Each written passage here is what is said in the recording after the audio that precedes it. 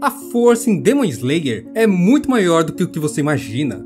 Com certeza em algum momento, você já se questionou quão forte é um caçador de Onis, ou até mesmo os próprios Onis. Lembrando que quando eu digo forte, é em questões musculares de força, ou a capacidade de quebrar uma parede com um soco. E como esse vídeo é meio que uma parte 2 do vídeo sobre a velocidade de Demon Slayer, eu recebi muitos, mas muitos comentários falando várias e várias coisas que talvez não ficaram tão claras lá no último vídeo, pelo menos para algumas pessoas. Então esse vídeo vai funcionar de uma forma meio parecida com o outro. Primeiro, vamos falar um pouquinho dos momentos em que a força física é de fato aplicada em Demon Slayer, e os principais feitos em relação a esse uso. Depois, vamos para as explicações físicas e biológicas de como cada golpe funciona. Então, vamos começar esse vídeo aqui pelo básico, algo que não ficou tão claro assim no último vídeo: a diferença de respiração concentrada e técnica de respiração. A respiração concentrada é nos introduzida na obra pela Makomo, após Orokudaka ensinar ela de algum modo para o Tanjiro. De acordo com o espírito da caçadora, a respiração concentrada é a aceleração do sangue em sua corrente sanguínea e na batida de seu coração. Dessa maneira, a temperatura do corpo é elevada, e assim, um humano normal se torna tão poderoso quanto um demônio. Na prática, quando um caçador puxa o ar quando ele enche seus pulmões, o seu corpo entra em um estado de concentração total, acelerando a sua corrente sanguínea e fazendo seus ossos e músculos entrarem em um estado de pânico, elevando o corpo humano para um estado de adrenalina com o aumento da temperatura, dando assim a força que um caçador precisa para se igualar com os demônios. E o que isso significa? Quando a pessoa inicia o uso da respiração concentrada, automaticamente seu corpo é elevado ao máximo de sua capacidade, ao máximo que seus pulmões permitem. E isso tudo não tem nada, mas nada a ver com água, chamas, pedra, névoa, Pikachu ou Braboleta. As respirações concentradas são uma das partes dentro das técnicas de respiração. Quando falamos de respiração de elemento tal, estamos falando de técnicas herdadas de mestre para aluno. São técnicas de esgrima criadas há séculos, que um caçador que a domina passa para um novato espadachim, para que ele pudesse também usar em combate. E essas são as formas e as habilidades que envolvem a espada. Elas são passadas para os jovens que irão usá-las em suas carreiras como caçadores de Onis. Isso tudo junto ao uso da respiração concentrada, para que assim eles sejam capazes de atingir o físico necessário para o uso das técnicas. Se alguém ousar usar as técnicas de respiração sem a respiração concentrada, o que acaba acontecendo é um desgaste físico excessivo, gerando não só um desgaste muscular desnecessário, mas também a falta de ar. Coisas que podemos observar muitas vezes em que Tanjiro usa sua Hinokami Kagura. Apesar de ser alguém compatível com a dança do Deus Sol, Tanjiro não consegue usá-la pela capacidade de seus pulmões. Falta capacidade a ele no uso da técnica. E por isso, no começo da obra, sempre que ele usa a dança do Deus Sol, ele acaba desmaiando, ou passando mal, ou ficando sem respirar, ou simplesmente fica exausto. Essa é a grande diferença entre a respiração concentrada em si e as técnicas de respiração. Enquanto a respiração concentrada permite o aumento de todos os aspectos físicos, as técnicas de respiração permitem movimentos únicos que potencializam esses aspectos em um combate. Agora vamos dar uma paradinha, que eu quero mandar um salve para os membros aqui do canal. O apoio de vocês faz eu conseguir criar mais conteúdos desse nível que você está vendo aqui agora. E para quem não é membro, dá uma olhada aí nas vantagens, se junta ao grupo dos membros, que em breve vai ter lives, brincadeiras e mais algumas coisas pra gente fazer junto. Então salve para os Sashiras, Scanor XP, Ice Fox, Theo Nascimento, Paulo Alexandre, Luiz Eagle, Samuel Roster, Luiz Henrique, Olavo Ribeiro e Natsuki, os Shinobis Igor Araújo, Mr. Hooper e Léo Souza, os Shinigamis Caio Danilo, Luiz Sete, Biel Teorias, Zemike, Takumi e Shinasada, e por fim, os nossos dois Saitaminhas, Kalen Coutinho e Battle Beach. Obrigado a todos vocês de coração, são vocês que fazem me motivar cada dia mais a vir aqui, produzir conteúdo e agradar vocês, então sério, muito obrigado mesmo. Então agora vamos voltar ao vídeo. Eu quero falar uma parte importante para que ninguém fique aqui nos comentários torcendo o que eu digo. Muitos comentaram no último vídeo que eu não soube interpretar metáfora na obra, mas vamos entender primeiro o que é de fato uma metáfora. Vamos lá, de acordo com o dicionário de Oxford, metáfora significa designação de um objeto ou qualidade mediante uma palavra que designa outro objeto ou qualidade que tem com o primeiro uma relação de semelhança. Por exemplo, a frase "ele tem uma vontade de ferro", ela serve para designar uma vontade forte, como o ferro, não que necessariamente a vontade dele seja uma vontade de ferro. Uma segunda definição, que também pode ser achada no site disso, diz o seguinte: a metáfora é uma figura de linguagem em que há uma transferência do significado de uma palavra para outra, por meio de uma comparação não explícita. A paixão queimou-me, nervos de aço, dar asas à imaginação. De forma geral, podemos entender a metáfora como algo dito de forma não literal, gerando uma comparação irreal para dar ênfase a uma simbologia. Só que quando eu digo, aqui está quente como um vulcão e tem lava à minha volta, é meio óbvio que eu não estou fazendo uma metáfora. No caso do vídeo de velocidade, o meu entendimento em raios está no sentido literal do texto, já que se deve a uma série de fatores que sustentam essa velocidade. Não só o fato de que tiros são facilmente desviados ou defendidos na obra, mas também tem feitos como caçadores fracos, nocauteando pessoas humanas sem que nem mesmo perceber sua presença no corrido, e literalmente lutas com inimigos se utilizando de raios. Essa parte metáfora precisa ficar bem clara nesse momento, para a análise aqui não ser mal interpretada. E é óbvio que existe sim o uso desse recurso linguístico na obra, mas o que eu vou acrescentar aqui agora, assim como acrescentei no outro, são coisas com base que demonstram que a fala da autora naquele momento não foi feita de maneira 100% metafórica, e dificilmente se qualificariam como metáfora para a situação geral demonstrada na obra. Entendido isso, vamos agora falar um pouquinho mais sobre a força em si. A palavra força na física é definida da seguinte forma: força é o agente que pode mudar o estado de um corpo, ou seja, tirá-lo de um movimento ou movê-lo. Ele também é uma grandeza vetorial, possuindo módulo, direção e sentido. Para entender o que é força na física, precisamos estudar os diferentes tipos de força e também as suas fórmulas: força de atrito, força de peso, força resultante, força elétrica, entre outras. Lembrando que módulo corresponde à intensidade da força, ou seja, ao seu valor numérico. Direção é a própria direção em que o corpo se move, ou que a força atua, podendo ser na horizontal ou na vertical. Sentido equivale ao lado onde a força é aplicada. Cada direção possui dois sentidos: esquerda e direita quando falamos em horizontal, e positivo e negativo quando falamos na vertical. Em um duelo de espadas, temos cerca de 4 forças aplicadas. Força peso, que é a força exercida sobre todos os corpos, sendo exercida sobre eles por meio do campo gravitacional da Terra. No caso de Kimetsu, ela define um certo aumento na força quando está a favor da gravidade, ou um contraponto quando está contra a gravidade. Força de atrito, força exercida sobre duas gravidades que estão em contato. Quanto maior as rugosidades apresentadas por elas, maior será a força de atrito. E essa aqui vai depender do contato da Nichirin com o pescoço do Oni. O quanto favorável para o corte será esse demônio. Caso haja grandes pontos de atrito, eles podem sim causar uma certa resistência ao corte da lâmina.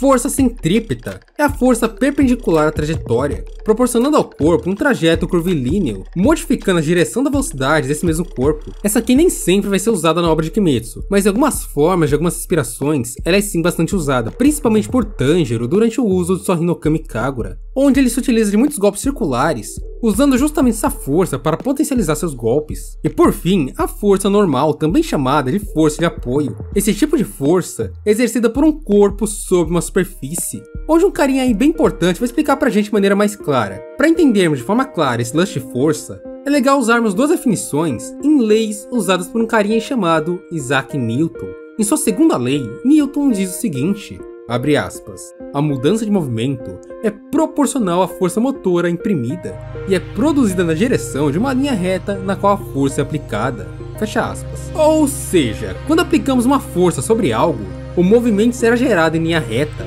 Se trazermos para Demon Slayer, quando o caçador bate sua espada no pescoço de Oni, o corte tenderá a ser em linha reta naquele ponto de aplicação de força, a não ser que haja uma interrupção do movimento com uma força contrária. A terceira lei de Newton diz o seguinte, abre aspas, a toda ação há sempre uma reação oposta e de igual intensidade. As ações mútuas de dois corpos, um sobre o outro, são sempre iguais e dirigidas em sentidos opostos, fecha aspas. Ou seja, essa lei define a força normal, que é basicamente a força que vai se opor à força aplicada. Digamos aí que você está andando na rua. Você já pensou o porquê de você não afundar no chão? Bom, a resposta é bem simples. Do mesmo modo que você faz força contra o chão faz força contra você, de modo que as duas simplesmente se anulem e você possa andar tranquilamente sem entrar dentro do solo. Se levarmos a terceira lei para Demon Slayer, essa lei se aplica no momento em que a Nichirin dos caçadores entra em contato com os pescoços dos Onis. Do mesmo modo que o caçador fazer força para cortá-lo, o pescoço do Oni também vai gerar uma força contrária, que vai buscar deixar a força resultante, a força final, simplesmente zerada, não permitindo assim que o caçador execute seu corte. Quando o caçador faz uma força maior que a resistência do pescoço do Oni, ele acaba cortando. E por fim, a força que a gente vai tentar melhor definir aqui, que é a força muscular de cada personagem. Para ser mais específico, a força muscular isocinética, que basicamente acontece quando um caçador está em movimento e desenvolve o extremo da força disponível em seu corpo, em sua maior amplitude possível. há uma carga maior nas articulações e é sempre controlado pela sua velocidade. E isso envolve também a sua velocidade de saque da espada. O quão potentes são seus músculos, que nesse momento vão gerar velocidade e a força para a colisão com o pescoço do Oni. Agora que entendemos sobre a força, também é bem interessante falarmos sobre o armamento utilizado pelos caçadores de Onis. A principal delas, a katana. As katanas são armas curvadas japonesas, feitas com o principal objetivo de causar cortes extremamente velozes e fortes, se utilizando da maior quantidade de força possível do seu portador. E por isso é uma espada que pede manejo por duas mãos. Seu tamanho pode variar entre 60 e 75 centímetros. Muito se fala por aí sobre a resistência das katanas. Facilmente, aqui pelo YouTube mesmo, você encontra várias pessoas falando que eram espadas frágeis. Mas na realidade, quando ela foi inventada, os materiais utilizados para fazê-la não eram da melhor qualidade. E por isso o dobramento do aço era necessário por parte dos ferreiros, principalmente para a função de remoção das impurezas, coisa que eles faziam por várias e várias vezes no processo de criação de uma katana. Mas apesar de serem feitas de materiais ruins, ainda assim eram espadas extremamente eficientes em sua proposta para campo de batalha. Por possuírem um único fio e serem usados com o auxílio das duas mãos, um golpe de katana facilmente dissiparia membros humanos, sem tanta resistência por parte do corpo de alguém que fosse cortado, já que seu fio é extremamente fino, o que permite a aplicação de toda a força em um ponto bem menor. A katana era uma espada extremamente difícil de ser quebrada quando atingida frontalmente, por causa do formato da própria lâmina. Porém, ela poderia ser facilmente quebrada e destruída se atacada em sua lateral, onde o material e a sua construção eram simplesmente mais frágeis. E essa é a arma que os Demon Slayers usam em Demon Slayer, para aproveitar o máximo possível de sua força na luta com os Onis. Obviamente, por parte dos próprios Onis, boa parte deles não se utilizam de armas, apenas ataques puramente físicos, como Gyoku e Akaza. Mas existe uma pequena parte que também recorria a materiais cortantes para diminuir o ponto de impacto em que sua força seria aplicada, preferindo por cortar o alvo ao invés de destruí-lo completamente. Casos de Onis como Doma, Kokushibo e Gyutaro. Agora que está tudo definido em relação ao vídeo passado, as definições de força junto ao armamento utilizado, vamos finalmente falar sobre os feitos dos caçadores de Onis e dos próprios Onis dentro da obra de Kimetsu no Yaiba. Começando com Tanjiro Kamado e o Urso. O pai de Tanjiro, sem dúvidas, é um dos personagens mais bizarros de Demon Slayer, já que a gente não tem noção do quão forte ele era ou já foi. Tanjiro nunca foi um Demon Slayer de fato, e provavelmente não tinha conhecimento sobre esse mundo dos caçadores de Onis, mas ele era sim um usuário da respiração solar, podendo usar a Hinokami Kagura por várias horas seguidas, virando do pôr ao nascer do sol. Tanjiro entendia o conceito por trás do mundo transparente completo, e se mantinha em seu estado altruísta, nunca demonstrando hesitação, ódio, espírito de batalha ou intenção de lutar.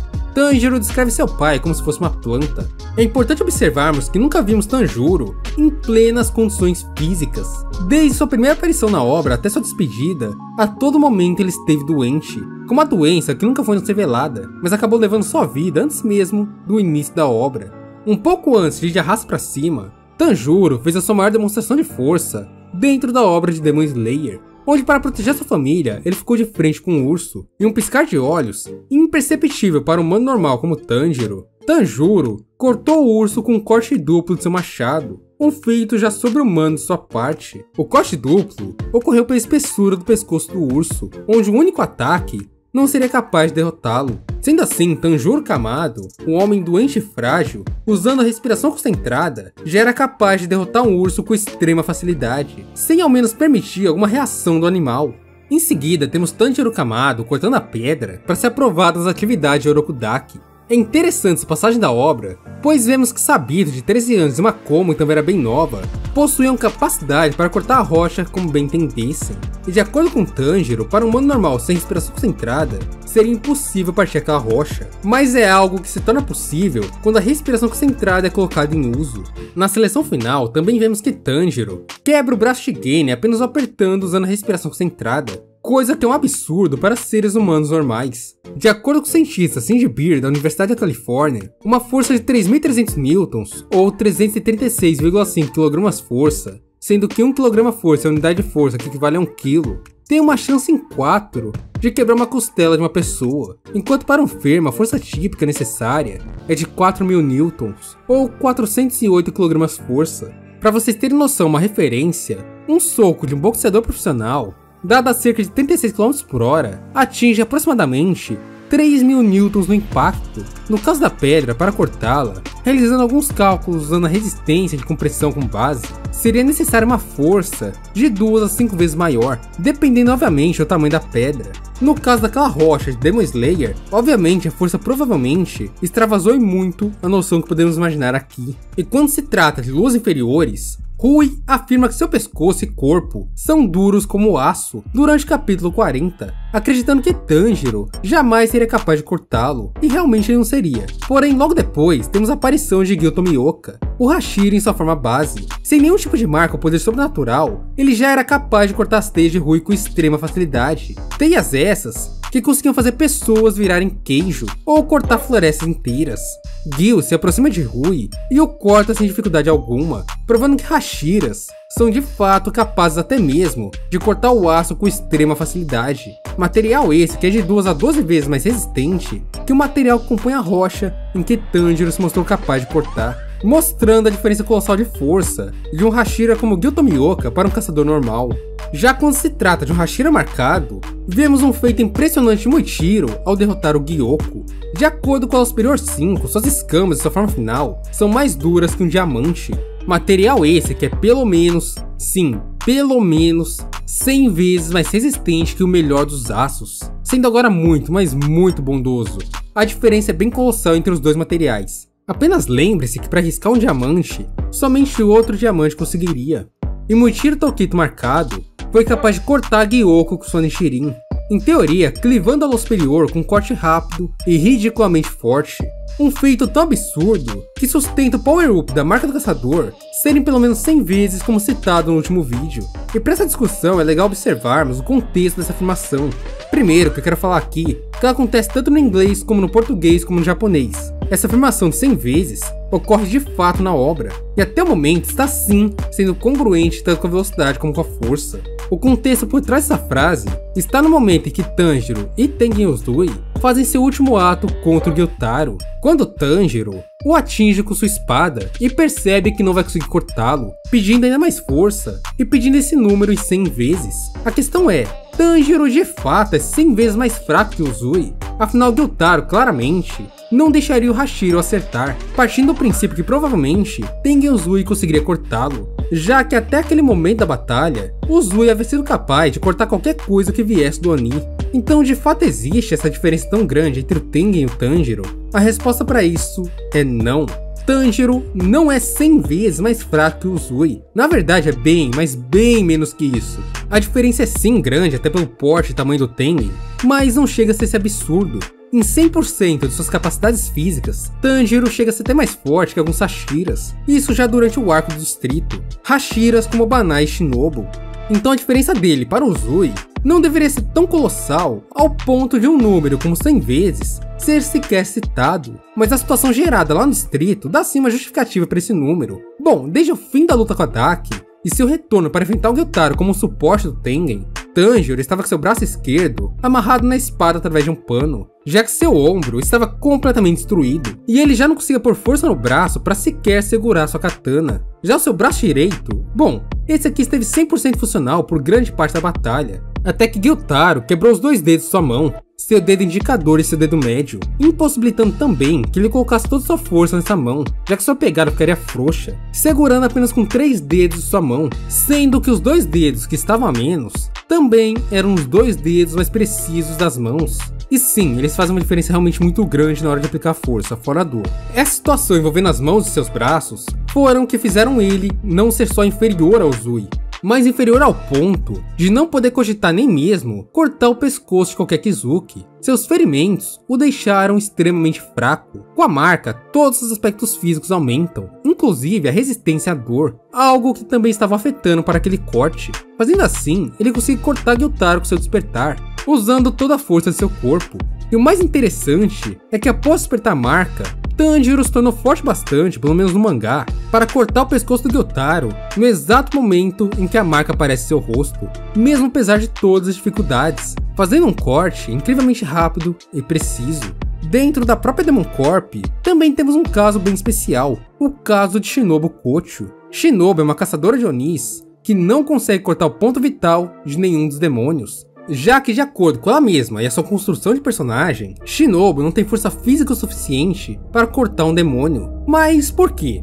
Bom, quando se trata de uma luta com katanas, o saque da espada é o que vai gerar velocidade de movimento, gerando assim a força. No caso da Shinobu, ela não tem força o suficiente para fazer esse saque em uma velocidade que cause danos letais ao Oni. No máximo, ela bateria sua espada no pescoço do demônio e ela acabaria parando sem cortá-lo, ou na pior das hipóteses, voaria para longe. E por esse motivo, Shinobu se especializou em se utilizar de estocadas, onde ela usa o peso do seu próprio corpo em um único ponto de impacto, onde ela poderia até mesmo estocar pedras e atravessá-las. Com uma grande explosão de velocidade usando o peso do seu corpo, ela pode até mesmo atravessar a cabeça de Oni como Doma, a Lua Superior 2, mas jamais cortar seus pontos vitais. Quanto à afirmação de Doma, ao fato de Shinobu ser forte bastante para quebrar uma ponte com suas pernas, a primeira coisa importante que devemos observar é que as pontes que Doma diz são pontes de madeira que estavam ali no salão ao qual eles lutavam. Segundo, é um movimento feito com os músculos das pernas, coisa que Shinobu treinou o máximo possível para o seu estilo de luta.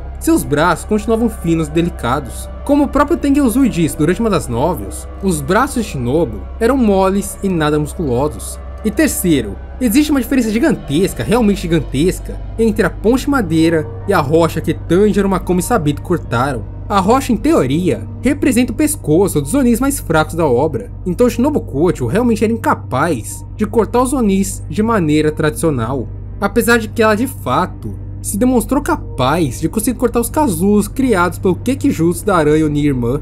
Talvez se Kocho tivesse conquistado sua marca do caçador, aí sim ela poderia ser capaz de cortar Onis até com alguma facilidade.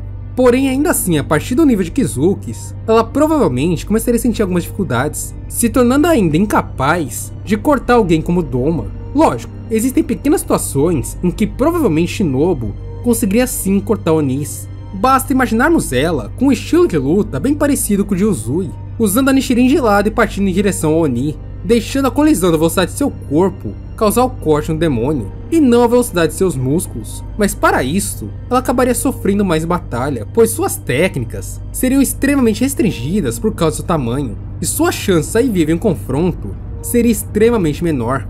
Quanto aos Onis, bom, assim como o vídeo de velocidade, é extremamente difícil falar deles em específico, já que os Onis, por sua natureza, já são mais fortes e rápidos que os humanos, porém não possuem tantos feitos que provam a sua absurdidade de seus aspectos físicos, já que a grande maioria deles se utiliza do Kekijutsu para seus combates. Grandes exemplos disso são o Doma, o Gyutaro, o Kokushiba e o Hantengo, que apesar de muito fortes, alguns até mais que Hashiras marcados, não costumam usar essa força em combate de modo que ela fique clara, já que suas artes e sangue demoníacas fazem esse trabalho por eles. No caso, os maiores exemplos de pura força bruta que temos entre os Onis é o Akaza e o próprio Muzan. Akaza se mostrou capaz até mesmo com um simples soco de desfigurar por completo o Doma, e também movimentar Maciar em alta velocidade para causar danos até mesmo letais em qualquer um que fosse atingido. Ataques esses que poderiam acabar se tornando pesados até mesmo para alguém como Gil Tomioka, já com sua marca do caçador. No caso de Muzan Kibutsuji, ele tinha força bastante para que com um leve toque, ele pudesse fazer um humano bater contra uma parede e causar danos consideráveis à matéria, indo de arrasto para cima na hora. Com um leve chute, ele poderia fazer pessoas normais irem aos ares, subindo pelo menos na altura de um prédio pequeno sem muito esforço. Ele consegue facilmente perfurar ossos como o crânio de alguém, e também destruir o corpo das pessoas com um simples tapa mais forte.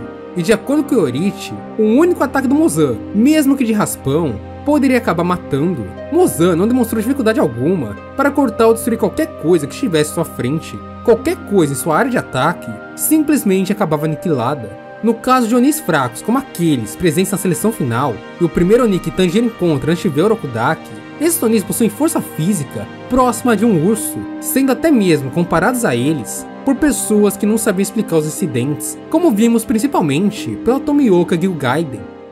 Bom, espero que tudo tenha ficado bem claro e entendível. Falar da força em si é bem mais complicado que falar da velocidade, já que não temos tantas informações ou referências colocadas pela autora dentro da obra, mas espero que você tenha gostado. E cara, eu tô realmente meio mal da boca porque mexeu no aparelho, então pra falar tá realmente bem difícil. Eu espero que tudo tenha ficado bem entendível, eu tentei o meu máximo, então espero que você tenha gostado. Se gostou, deixa aqui o seu like, a hashtag Kimetsu aqui nos comentários. No mais, obrigado por chegar até aqui, te vejo no próximo vídeo, um beijo, um abraço e falou!